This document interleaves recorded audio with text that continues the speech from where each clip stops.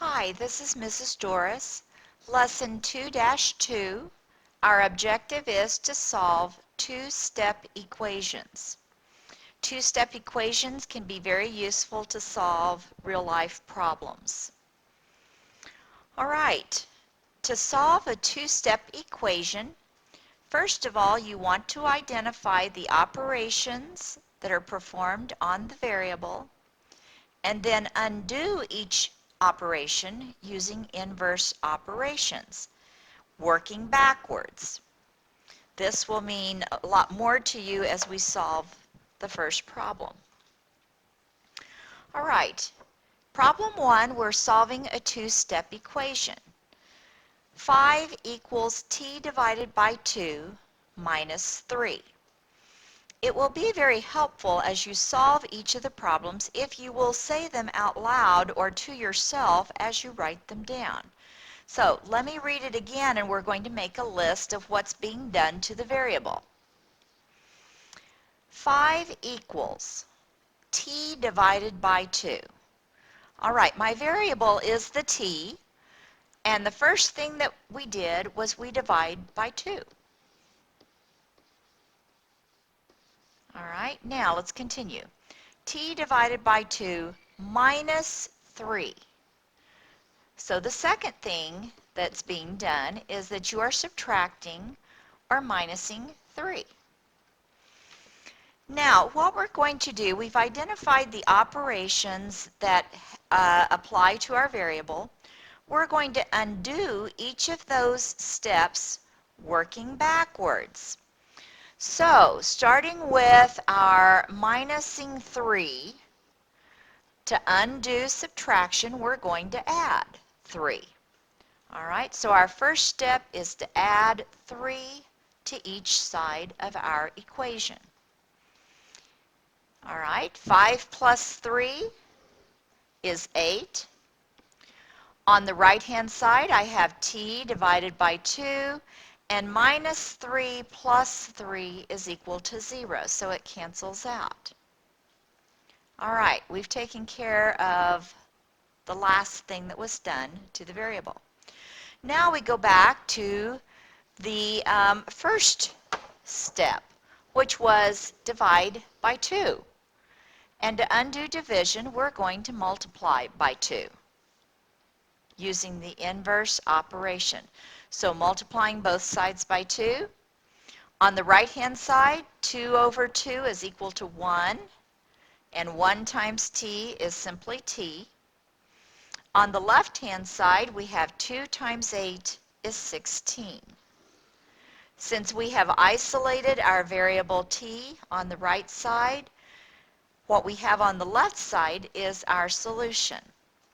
Now we're going to check it.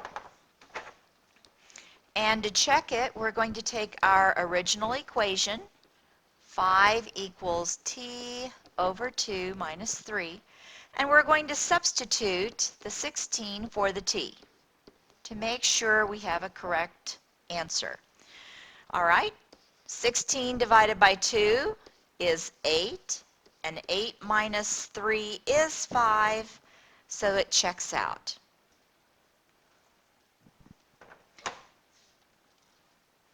Problem 2, we're going to use an equation as a model. You are making a bulletin board to advertise community service opportunities in your town. You plan to use 1/4 of a sheet of construction paper for each ad. You need 4 full sheets of construction paper for a title banner. You have 18 sheets of construction paper. How many ads could you make? All right, this is a real-life problem, so your very first step is to identify your variable. And I'm going to use A for the number of ads in this case. All right, well, let's underline the important information. We have 18 sheets. We need 4 full sheets for the banner. And we're going to use 1/4 of a sheet for each ad. All right. what this is telling us is that on each sheet of paper, 1/4 of it is going to be used for each ad. All right, so let's start constructing our equation. Okay, I have 18 total sheets, so obviously everything is going to have to add up to 18. I've got to have 4 full sheets. So I know that basically what I'm going to have to do is the remainder of that is going to be used for my ads. Now, since I'm going to use 1/4 or 1/4 of a sheet for each ad, my equation now is going to be 1/4 times the number of ads, A, plus 4 is equal to 18. All right?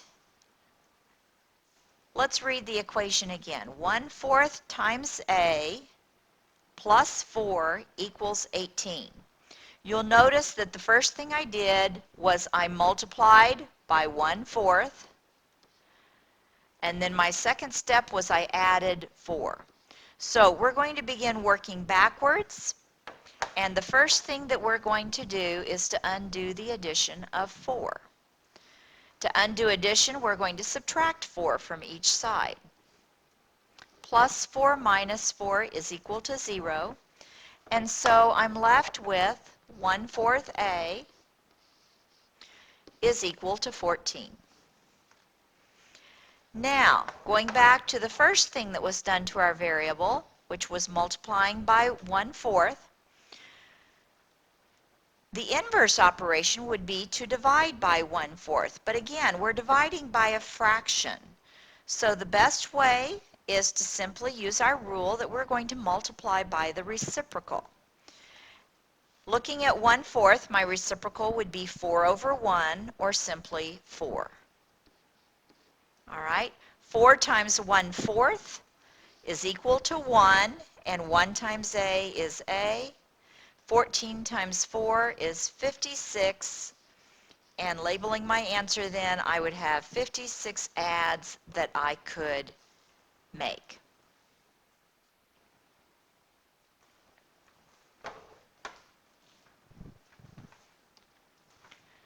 Problem 3.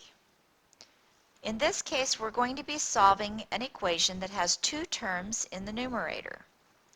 All right, let's once again begin by reading the equation and making a list of what was done to the variable. 6 equals x minus 2. So the first thing that we did to the x is we subtracted 2 from it. X minus 2 all divided by 4. All right, so then we divided by 4. All right, so we're going to turn around our steps and use inverse operations to solve our equation by working backwards. So, working backwards and undoing division by 4, we're going to multiply both sides by 4. So I'm going to multiply the right side by 4, and I'm going to multiply the left side by 4. Now, you'll notice here that 4 over 4 is equal to 1 and cancels out. So I have x minus 2 in my numerator left. My denominator is now gone. On the left-hand side, 4 times 6 is 24. All right, going now to the first thing that was done to the variable, subtracting 2, we're going to undo that by using the inverse operation of adding 2. So we're going to add 2 to both sides. 24 plus 2 is 26. Minus 2 and plus 2 are equal to 0, so I am left with x. So my answer for x is 26. Now let's verify that we have a correct answer. In our original equation, I have 6 equals, and where the x is, I'm going to replace it with my answer, 26 minus 2 divided by 4. All right, 26 minus 2 is 24. 24 divided by 4 is equal to 6. So it checks out. Okay, problem 4. We're going to solve an equation using multiplication, and we are going to justify each of our steps. In this problem, we are going to use, there's two ways that you could solve it, and I'm going to go through the steps for each one. You have to be careful when you use multiplication to solve an equation that you multiply every term by whatever your multiplier is. All right, so the first thing that you should always do is to write down your problem. X divided by 3 minus 5 is equal to 4. Now, this is a problem that if we worked backwards, typically the last thing I said was we subtracted 5, so we would add 5 to both sides, and then we would undo the division by 3 by multiplying by 3. The reason I'm just going to say this is the given equation.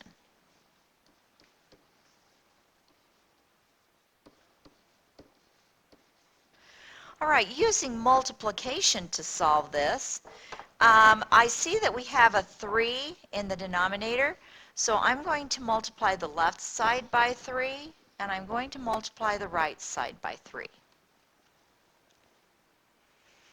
All right, 3 times x over 3, using the distributive property, minus 3 times the 5 is going to be equal to, on the right side, 4 times 3 is 12. All right, let's simplify this a little bit. 3 divided by 3 is 1, and 1 times x is x. 3 times 5 is 15, so I have x minus 15 equals 12. Oh, and let's label our steps. Here, what I did was I used the distributive property.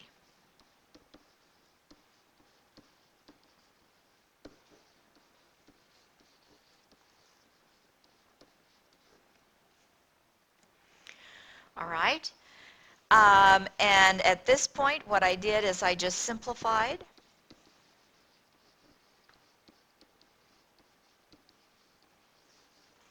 Okay. Now, to undo our subtraction, we're going to add 15 to both sides. That leaves me with x on the left-hand side. 12 plus 15 is 27 on the right-hand side. And what we did here is we used the addition property of equality.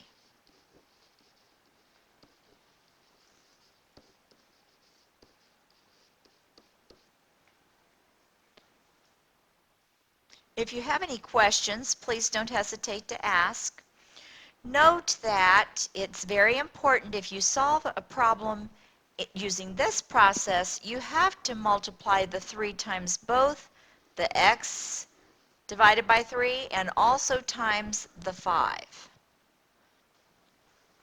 All right, now we're going to solve this problem using another way, and I'm going to demonstrate how you would justify your steps.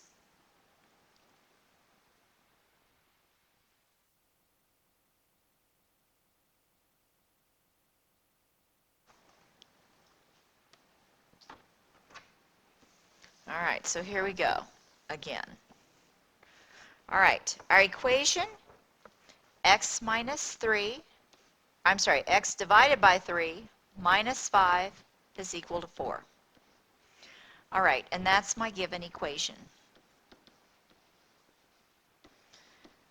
Now let's work backwards this time, like we did on the first few problems. Reading it again, x divided by 3, all right, so the first thing they did was divide by 3, minus 5, okay, so then they subtracted 5, is equal to 4. So we're now going to work backwards, starting with the last thing that was done. To undo subtracting 5, we're going to add 5 to both sides. Minus 5 plus 5 is 0, So I'm left with x divided by 3 equals, on the right side, 4 plus 5 is 9. And what we did is we used the addition property, I'm going to abbreviate this time, of equality. All right? Now we're going to undo dividing by 3, and to undo division, we're going to end up multiplying by 3. All right? And that's using the multiplication property of equality.